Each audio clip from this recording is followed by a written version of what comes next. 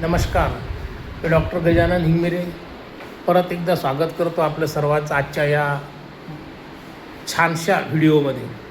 तर आज आपण बघूयात मित्रांनो की आपण कुठल्याही प्रवासाला जाताना बऱ्याचशा लोकांना वाहन लागणे किंवा मळमळ, उलटी, चक्कर आल्यासारखं होणे असा जो त्रास होतो त्याला मेडिकल टर्ममध्ये मोशन सिकनेस असं म्हणतात.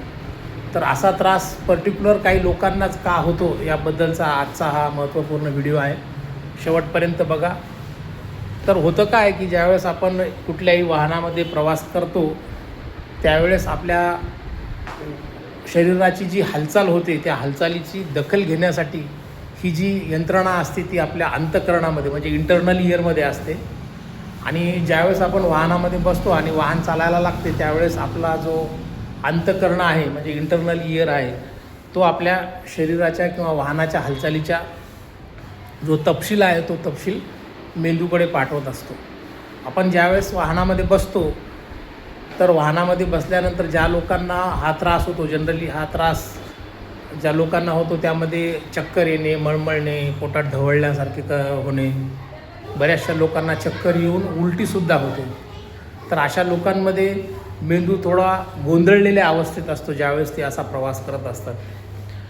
आता हे जे प्रवासाचा जे संदेश घेऊन जाणारं संदेशवहन असते ते अंतःकरणातून आपल्या मेंदूकडे जाते. ज्यावेळेस आपण वाहनामध्ये असतो त्यावेळेस अंतःकरण काय करतो, मेंदूला आपल्या शरीराच्या छोट्या मोठ्या हालचालीबद्दलचा संदेश पाठवत असतो. आणि आपण वाहनामध्ये असल्यामुळं एकतर आपण कधी पुस्तक वाचत असतो किंवा वाहनामध्ये इकडे तिकडे बघत असतो आणि डोळ्याकडून जाणारा जो सिग्नल आहे तो तुलनेने आपण स्थिर आहो असा संदेश मेंदूकडे पाठवतो. कानाकडून जाणारा संदेश हालचालीचा जातो आणि डोळ्याकडून जाणारा संदेश हा तुलनेने स्थिर असल्याचा जातो. यामुळं होतं काय तर मेंदू थोडासा गोंधळल्यासारखा होतो.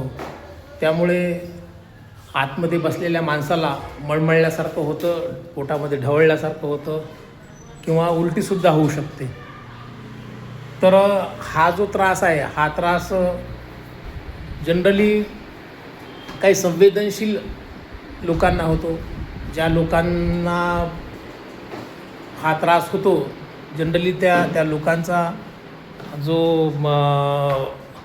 कान असतो तो जास्त संवेदनशील असतो असं सुद्धा एक त्याच्यामध्ये कारण आहे. त्यानंतर जी मुलं लहान असतात की जे खिडकीच्या ज्यांचं म्हणजे छोटी असतात की जे खिडकीमध्ये बसूनसुद्धा त्यांना खिडकीच्या बाहेर बघता येत नाही अशा मुलांनासुद्धा हा त्रास होतो.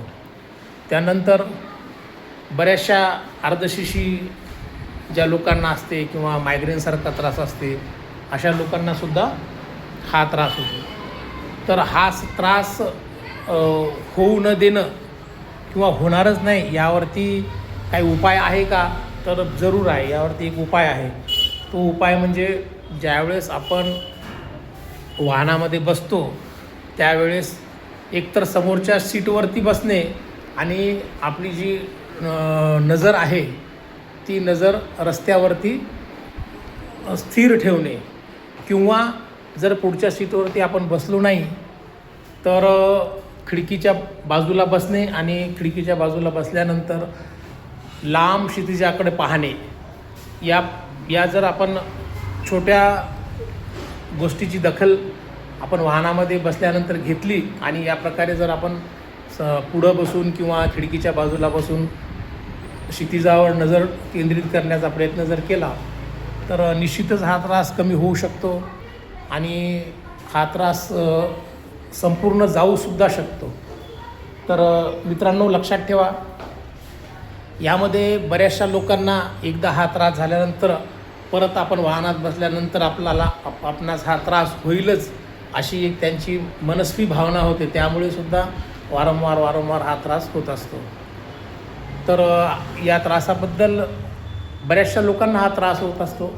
या त्रासाची माहिती तुम्हाला जर आवडली तर निश्चितच आपल्या ज्या लोकांना ज्या स्त्रियांना हा त्रास होतो त्यांना आपल्या नातेवाईकांना हा व्हिडिओ शेअर करा आणि अशा छोट्या मोठ्या आरोग्य वार्तासाठी आपल्या या फेसबुक चॅनलला फॉलो करा. धन्यवाद. पुढं भेटूया एखाद्या नवीन टॉपिकसोबत. धन्यवाद.